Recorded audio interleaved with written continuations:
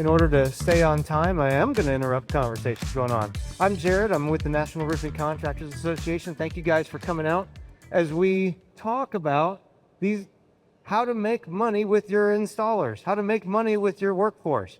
These are the learning objectives that we had to turn into MetalCon, but suffice it to say, let me reduce it down to, we want to try to help you make more money with your workforce.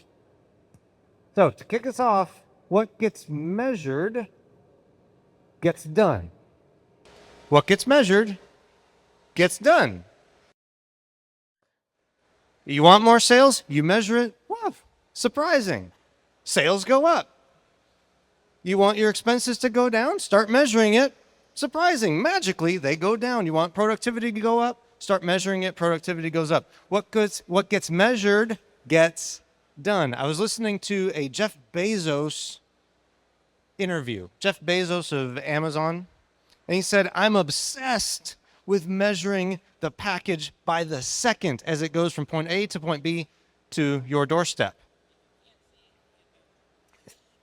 So, what I thought was interesting, though, is he said, I don't measure the expense of that package. I measure the income that package is making me. He said, because measuring the expenses can actually be kind of dangerous. So I measure the income. So I started to turn this on its head, like that's interesting.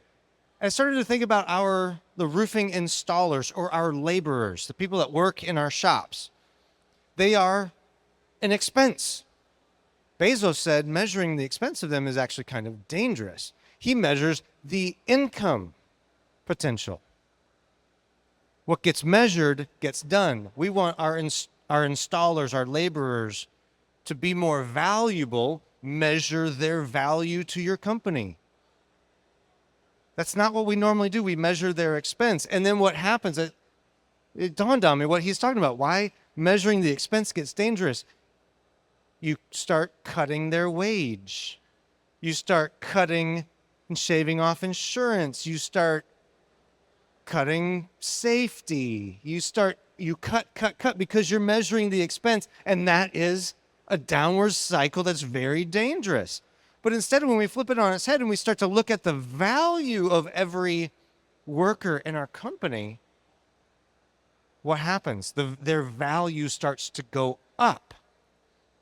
So let's take this one step further, and let's actually put some numbers to it. Again, we're the National Roofing Contractors Association, so I am going to be using the word installer a lot, but translate that to the worker in your company. And by installer, I mean the physical hands that are up on a roof, pounding the nails, fastening, etc. So let's just see if we can figure out the gross revenue average of what's going on in this room for your company. I do this all over the country, so I have an idea what this is going to be, but let's just see what this room says. The average gross revenue for the companies sitting here, what do we think it is? Is it 500,000? Is it 150 million? Someone start shouting out some numbers. What do you all think the average for a roofing company in this room is? 5 million. Do I hear 5 million? Do I raise you? What? 6.5 million? Okay. Anybody else want to weigh in? 10 million? Anybody else? Let's just say 6.5 million. I'm not going to type that number, and I do this all over the country, and it ends up being somewhere around 10 million. So let's just use 10 million for now. How many crew members on a roof does it take every year to earn that $10 million? What do we think?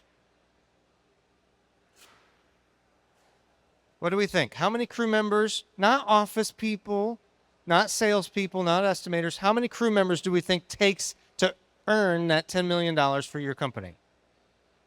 40? Okay, all right.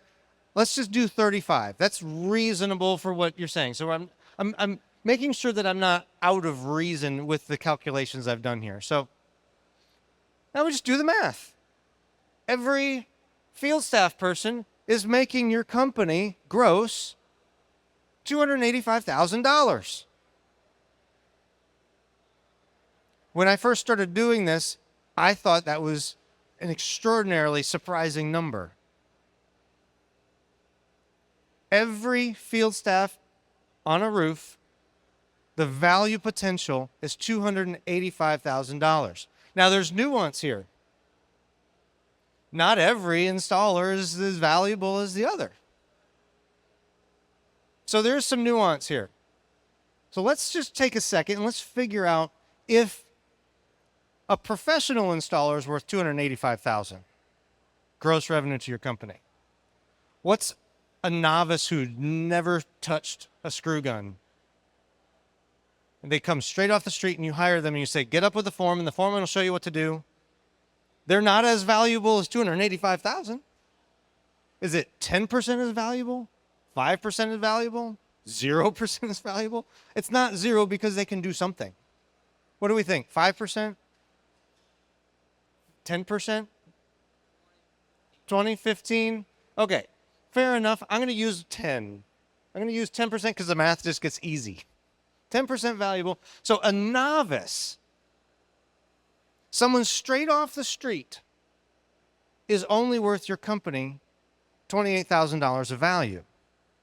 But the potential is $285,000. That's a massive, massive gap. A novice has the potential to earn you $257,000 more if you pay attention to it and you start to measure it and you start to move them from novice to pro.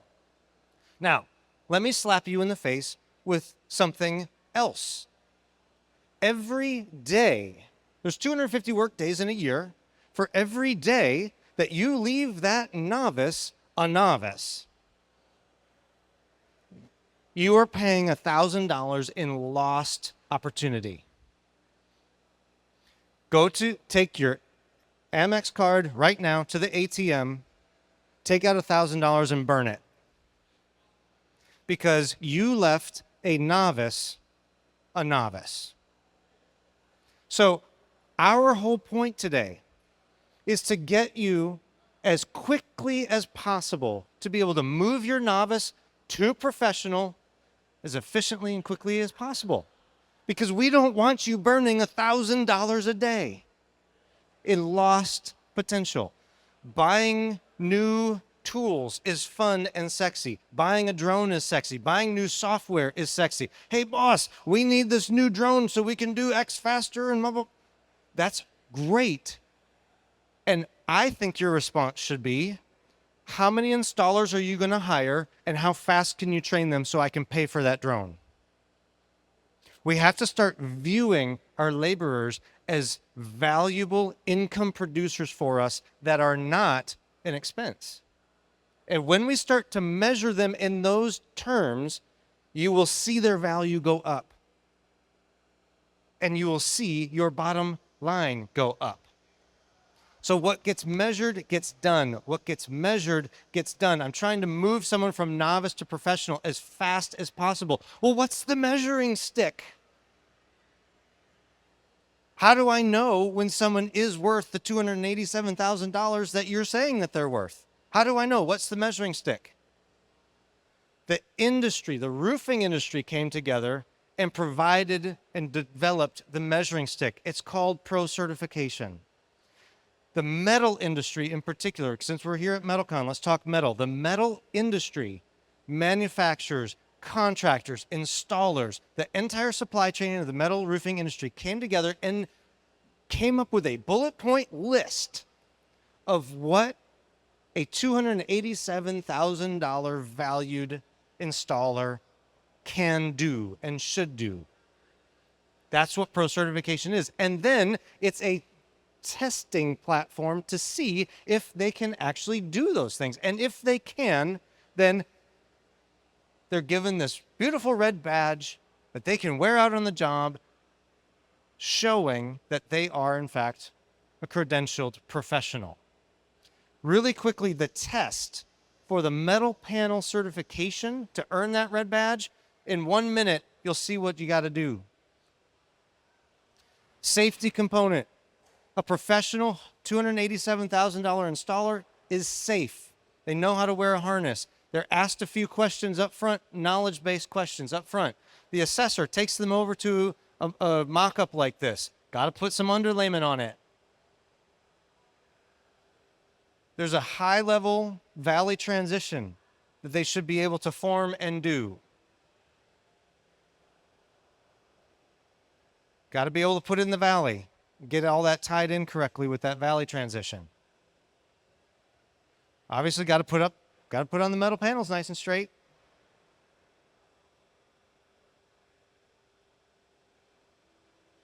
And then head wall, side wall, flashing in the transitions. The metal industry came together and said, that's a $287,000 professional that can do those things. Our website has all the documents and paperwork for your folks to practice and move from novice to professional. Work them through it. And when they're done, you know that you have increased their value and making your company more money. That's the measuring stick for the roofing industry, pro certification. But where do we get the new talent? How can we make sure that we're training them as efficiently as possible? That is going to be the balance of our program. We know the end. We know the end result is the measuring stick of pro certification, but we still got to get new talent. Oh, kids these days don't want to work. I don't know that that's true. We still have to train them well inside our companies. So I have experts. You're not going to just hear me talk the whole time. I have experts at reaching down into getting the next generations of talent. His name is John Esmenshade. Come on up here, John. John Esmenshade is our Director of Workforce Development. He's an expert at finding the next generation of talent. And I want him to talk for the next while because I know this is a huge burden for you, getting better talent, moving them to professional. John, floor is yours. Thanks, Jared. Hi, y'all. I'm John. I'm way louder over there, so Jared, you can hear me say this. I don't think that I'm an expert, but I'm pretty good at this one thing. And that one thing is connecting specifically the roofing industry with the next generation of qualified workers.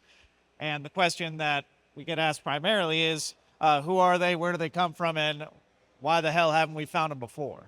Right? Those are all reasonable questions. Those are all questions I asked when I started the job because I had no idea what the answers were.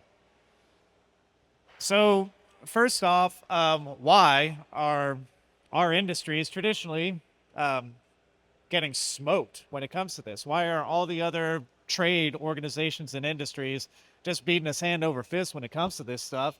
It's because we don't have standardized benchmarks in our industry. We don't say for many cases like, all right, once you do this, you are a journeyman. You know, it's just kind of one of those colloquial things. There's not a formal exam for it like there is with a plumber or an electrician or anything like that. Career and technical education schools. Raise your hand if you know what those are. All right. It ain't 100%. That's part of the problem too. But the other industries for generations going back, you know, we're talking like trade school area, 1950s, 1960s shop classes era stuff. They've been going to these career and technical education schools to find them. I'll get more into it. Next one is a generally poor public perception of the industry. One of the things I hear is we need to raise the cachet of this industry. You know, this isn't an industry where it's just like about working hard and being dirty all the time. You can get rich doing it. Very rich. And that's something that is just not generally in the mind of a lot of new people who are coming into this industry or even considering it for the first time. It's just not there. And then the other one, and everyone's guilty of this, is throwing, let's call it bad money after good, or good money after bad, whichever the actual order is. Does anyone here play fantasy football? Okay, then I'm going to skip that metaphor, which is a shame, because it was absolutely going to mention that I'm first in my work league. But one of the things that we do is we have a way of just continually trying the thing that doesn't necessarily work. Well, one thing that I hear is I used to ask people, how do you recruit? They said, well, I put a sign out front. Or I ask my employees to refer people. And you know what? Those are good until they stop working. But then when you continue doing that thing that is not working, you're becoming unfunctional.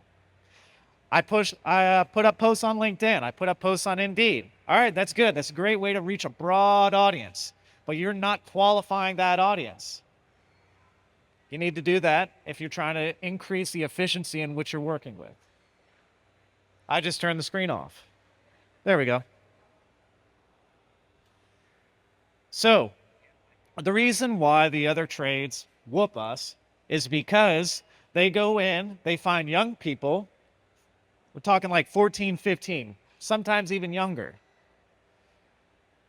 They're not only giving them job opportunities, but it's about career opportunities. Kids, and I'm not so old where I don't remember how this stuff felt, but I wanted to know what are the things that are important to a 16-year-old today are the same things that are important to a 16-year-old, holy crap, 21 years ago? Yeah, it's funny how that works. Exactly. I want to know how much I'm going to get paid. I want to know how to get to those benchmarks to get paid more. I want to know that I'm going to have a career, not just a job. I had a job at Finish Line. I know I didn't have a career at Finish Line selling shoes. So, the three things you need to think of: recruit, train, retain. But it is very much a three-part piece of the pie. You need to get in there. You need to get them into your business. You need to develop them professionally so you know and they know that you are investing in them. And then retention is the part that just comes naturally. Nationally recognized standards. Students that are interested in learning a trade. Those are career and technical education schools, trade schools. And there are trade schools scattered all over the United States, ones that specialize in our industry, ones that present classes to students to get them into our industry. So those students want to know what certifications are available. The schools want to know what certifications are available. And that's another place where ProCert really fits a key and lock. So these schools, how many of, for the people who knew what they were, how many have actually been into one? All right, not bad, but you see what they are. They have massive lab spaces. They smell like sawdust. They got all the tools they need in there in order for them to build stuff and teach kids how to build stuff. They have courses for plumbing and electrical and usually HVAC. They'll have carpentry in a lot of cases. In a lot of cases, they'll just have general building science or building construction courses that kind of teach kids a little bit of each of them. Right? You know, give them a good fundamental. But what you have there is you have kids who have expressed an interest in a job in the construction industry who are going in from a young age to get trained. Those are the people that are going to come into your business maybe a little bit better than that 10% novice level because they already know how to use a screw gun. They have a general idea about many different aspects of the construction industry. So, wow, this all sounds cool. How do I do it? I'm so glad I asked. You do it by being a representative for your industry in that school. Basically, you show up. When you show up, a very reasonable question is, what do I talk about? Well, you're going to talk about how your industry or your company wants to sponsor that school. These are the things that are required to sponsor a school. 1, you have to give them material when they need it. 2, you have to be a voice in these kind of committee meetings that they have with other industry professionals who are doing the same thing. I guarantee within 20 miles of most places where any of y'all live, they are going to have some kind of academic advisory council for a career and technical education school. Call them up and ask them when their next meeting is and say, I want to be the voice for my industry. We're kind of interested in getting involved. I bet they say yes. NRCA has put together these kind of materials. If it's not specific to your company, I just want you guys to see the kinds of things that resonate with students, with guidance counselors, with teachers, with parents. They want to know career ladder. They want to know what are the other aspects of the industry. Like, let's assume that not everyone wants to be an installer who, is worth $284,000 a year, roughly. Some of them want to go into sales or into marketing or into manufacturing or into those other fields, but they're going to start as being a qualified worker in your company. And maybe they move up. You got to get them in, recruit, train, retain. These are states that are already doing this stuff. These are states with programs in career and technical education schools already. Does anyone know what Skills USA is? One? I'm not ready to talk about it yet, but for you, these are also states where we potentially have Skills USA programs for roofing. Skills USA is a national trade student competition. They have all these kind of things. They actually have their national contest here. When I say here, I mean the construction cluster has their contest here in this hall. It's in June. So this is not something that we're saying we want you guys to go out and try for the first time. We're saying this is something that is already working in a lot of other places. If you're interested in doing it where you're from, just give me a call.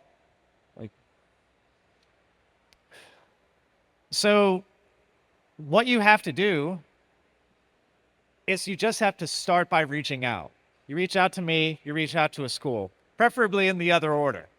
But if you don't know what to say to a school in the first place, you can give me a call and I'll tell you what to say. I'll give you some bullet points. I have a whole document that goes into what might teachers ask, what might students ask, what might parents ask, guidance counselors, all that stuff. And we went into that really, really deep because we want people like you, people who are going to be the faces for your industry and your communities, to have answers to all the questions you might get asked. If you don't know or you're not sure, NRCA is here to serve as a resource. I don't want to turn it off again. This is one question that I've been asked before. What if you find this great CTE student, you get in, and then they leave because, you know, they pursue post-secondary education. You know, they want to go and like get some kind of construction management degree or something like that. It's like, well, what if you have that novice and you just keep them on, you don't train them up, and then they stay with you and they never get above, let's say 25% effective. You know, Jared said you're losing $1,000 a day. Imagine a 10-year employee when you're losing $1,000 a day on inefficiency on them. So these are some pros and cons for doing this stuff, for engaging with career and technical education. Like pros, you get to be the actual pipeline for young people, enthusiastic young people to come into your industry and be good in your company. Second, you can also continue doing what you're doing. Keep doing those posts on LinkedIn or Indeed, or keep putting signs in the front. Keep having your employees make recommendations. I'm not saying you have to pull back on those things. Just spice in a part of this too. You also get to be a bridge between other trades and our trade. You know, you get to say like, all right, you're going to get some of those HVAC kids, but you might spark an interest in some of those kids who are doing robotics. I imagine a robotics kid who come into this industry because they think that the tools and toys that we have are cooler than the ones that they have. They'll probably bring some interesting, unique perspective that you wouldn't have otherwise. Those are going to be the ways where we get to innovate this industry. Now, there are cons. If you are going to be sponsoring that school, you're going to be donating time. You're going to be donating materials. You're going to be donating things that come off of your stock shelves. It ain't free. It's worth it, but it is not free. And it is ongoing. I don't want you guys to call up there once, have one meeting and say, great, and then everyone goes home. You know, this has to be considered an ongoing process. You need to water this plant. Do not let this die or it starts all over again. And there are no guarantees. I can tell you that I have seen this work dozens of times in just a couple of short years. I know that this works almost 100% of the time, but it's not 100% of the time. And more pros because, you know, we end optimistically here. You get to benefit your community and the industry. You're going to raise the standard. You're talking about raising the cachet of the industry. You get to do that. You get to be the person doing that in your community. And the last one, just karma. This kind of makes sense. This isn't something that is an overly difficult lift. This is just something that needs to be done, and we are here to show you how. And in terms of being able to show you guys the tools and the trainings and the things that are available to teach these students how, Amy Staska. Thank you, John. All right, so you've got your people, right? Whether it was the help wanted sign, the referrals, or you're working with your CTE school, what do you do now? So I want to start this section off by looking at this guy. So who is this? Come on. Muhammad Ali, right? Muhammad Ali. And what is Muhammad Ali's nickname, or was? Anybody know? Close. Very close. What else? Anybody got it? The greatest. Yes. Muhammad Ali was known as the greatest. So the question is, did he start out that way? Has he always been the greatest? Was he the greatest from the very beginning? I mean, the funny thing about Muhammad Ali is that actually he kind of was. Does anybody know the story about how he got started in boxing? Anybody? So it's a good story. He's 12 years old and his bike was stolen. He's talking to a police officer and he tells the police officer that he wants to quote unquote whoop the guy that took his bike. So the police officer, who happens to be a boxing trainer, suggests that he get involved with boxing. Takes him to his gym down the street. 6 weeks later, he had his first fight and he won. So perhaps he was the greatest from the get-go. But for most of us, we don't get to be the greatest without starting here, right? We've got to do training. It's just we're not gonna get anywhere without some kind of training.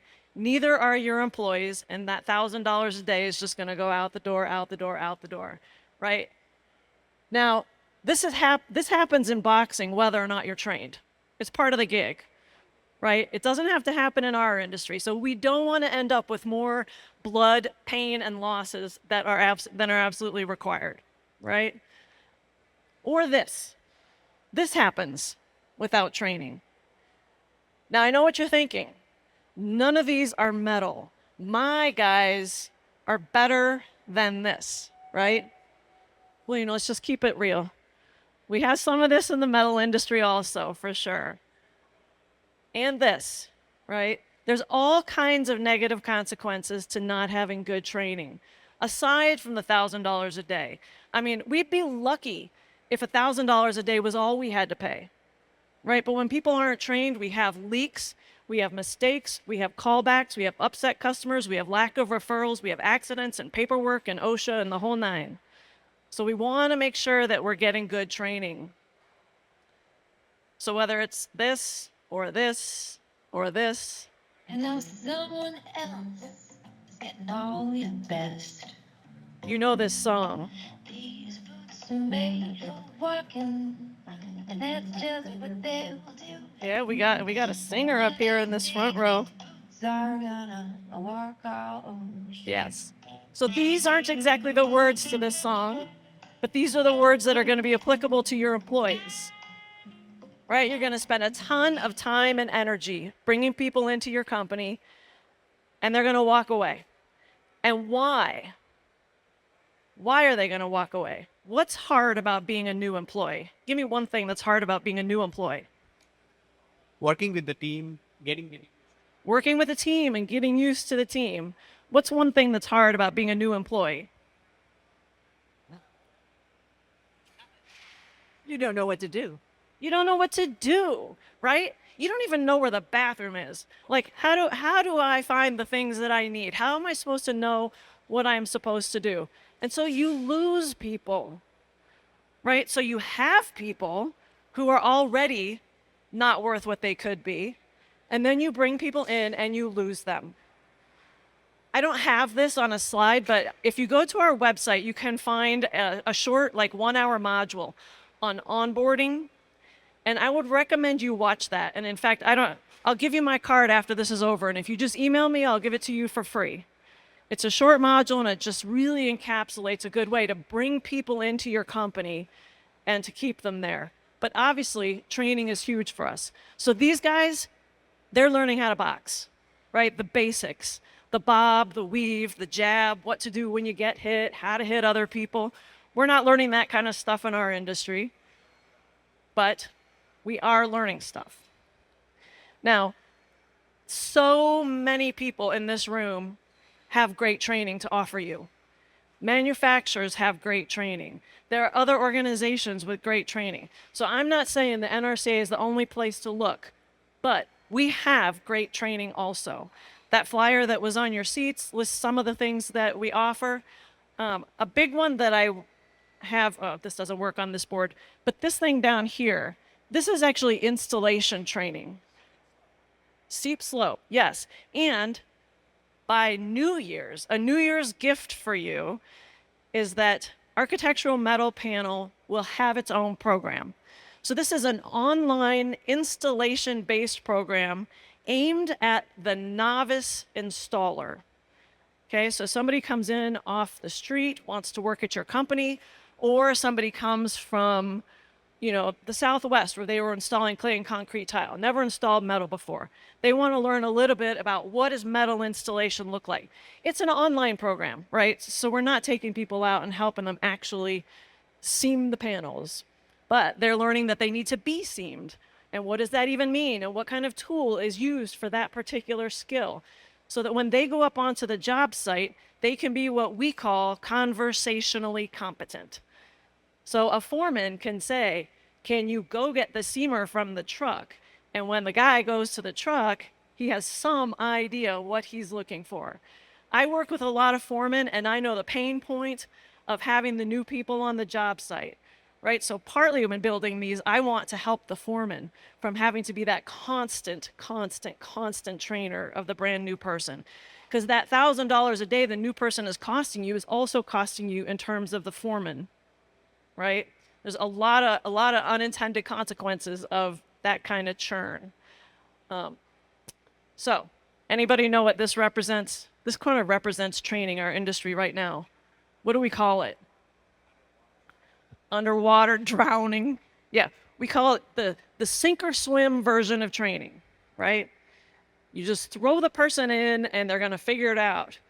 And if that's not hard enough, you got the foreman and the rest of the crew on the side going like, swim, swim, right? Just getting yelled at for like swim harder, swim faster. Like, dude, I do not know how to swim.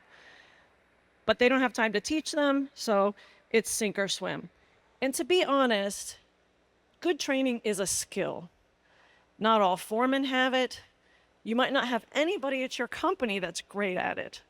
It's a skill, and we can actually help you with that also, right? Because we want better for you than to have a bunch of these guys on your job sites. So we have a system for training that we call talk, show, do, review. It's an installation training system, and we have a class that can really dive into it, but just a little bit of what we consider to be a good trainer is this. 4 steps, basically. You want someone as a trainer who can build rapport with people.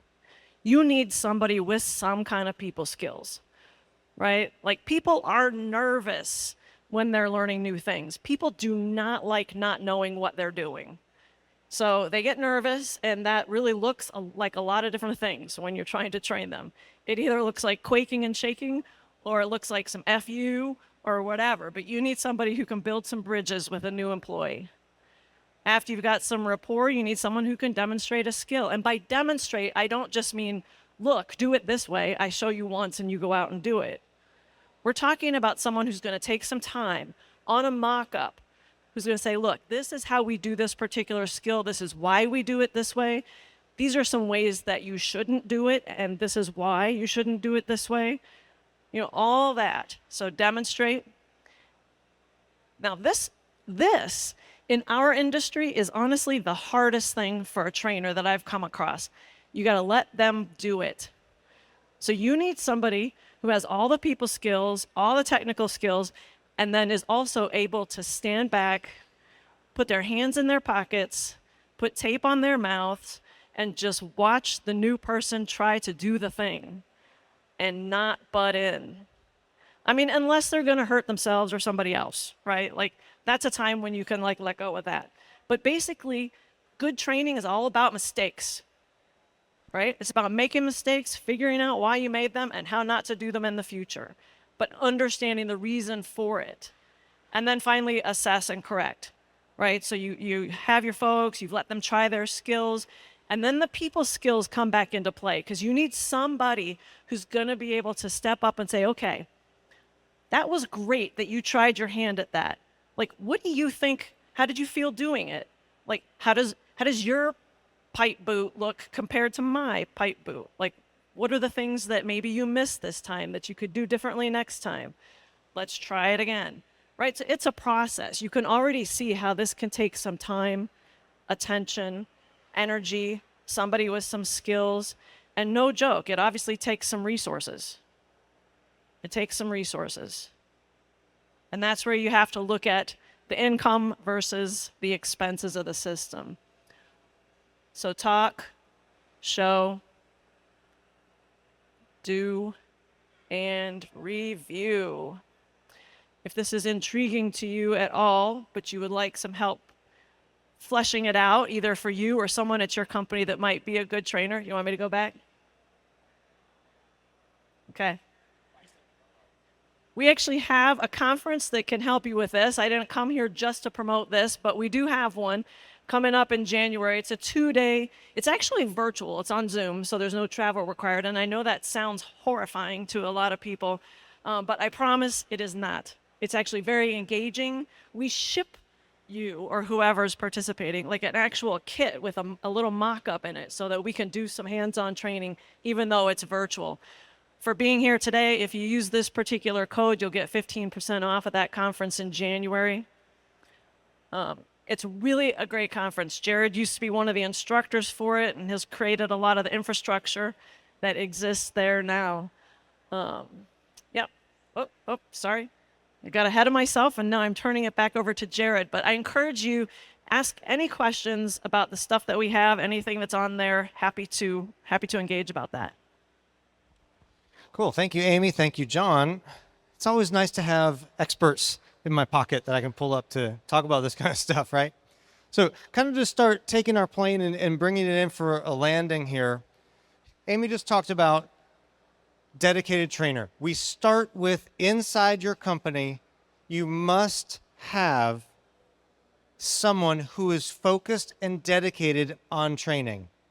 Their first focus is to take and cut the deficit, that $1,000 a day deficit, and say, dedicated trainer, you work with the foreman, and you identify everyone in our company, you identify with the foreman a skill deficiency. And that dedicated trainer systematically will then move them from 10% effective to 12 to 15 to 20. When you have someone who is measuring, because what gets measured gets done, but you, the boss, you have too much going on to do the measuring and to move the novice down the chain. You must have a dedicated training manager. And if you go back to the numbers, a professional is earning you $287,000 a year in potential income. A dedicated training manager is worth their weight in gold. So it starts with that dedicated training manager. That dedicated training manager, as John was talking about, they are the ones that go down into the trade school. They are the ones that go and teach for an hour a week and go and encourage and bring in the new workers. Because I see some folks when John's talking like, I don't have time to go into a training school. It's not for you. It's for the dedicated training manager. The dedicated training manager moves in your company for the intentional training Amy was just talking about. And then, of course, that training manager moves every worker down to become pro certified.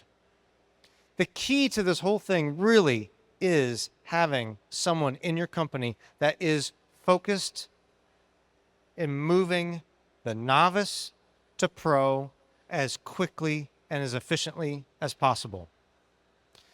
I've got time for 2 quick stories.